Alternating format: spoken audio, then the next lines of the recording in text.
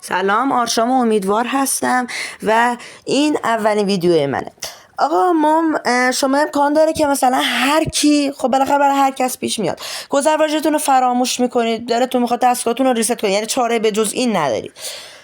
یا مثلا نمیدونم گوشیتون گم میشه و میخوایم پیداش بکنید، تو فاصله نزدیکه، تو فاصله دورم بازم امکان داره مثلا پیداش بکنید با این ترفندهایی که امروز میخوام بهتون یاد بدم. یا مثلا گوشیتون دست یه شخصیه، دلتون نمیخواد مثلا بدون رمزش، آقا بدون رمزش دادی، دلتون میخواد روش یه رمزی حتما باشه. این کار لازمش جیمیله. وارد گوگل شما میشید، تو جستجوها میریم لوگین جیمیل رو سرچ میکنیم. اولین سایت یعنی سینگین گوگل اکانت رو میزنیم. ما وای میزنیم تا بیاد.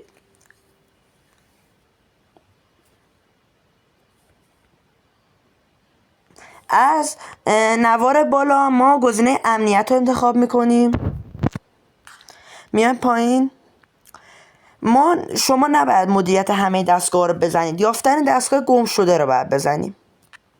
وقتی بیاد گوشیاتون که به جیمیلتون وصله رو میاره. آقا مثلا ما پوکو C40 رو سرچ میزنیم روش،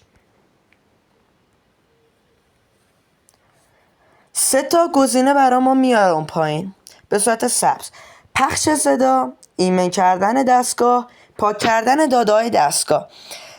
پخش صدا مال وقتی که آقا مثلا تو فاصله نزدیک گم شده گوشیتون، مثلا تو خونتون یا مثلا پیداش نمی‌کنین بالاخره.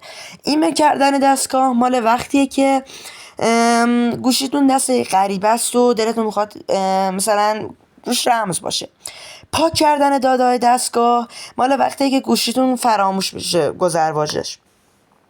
ما لازمه پیدا کردن در فاصله دور وصل شدن به گوشیتون حتما باید مکانش روشن باشه و خودش به صورت خودکار مکان گوشیتون رو میاره.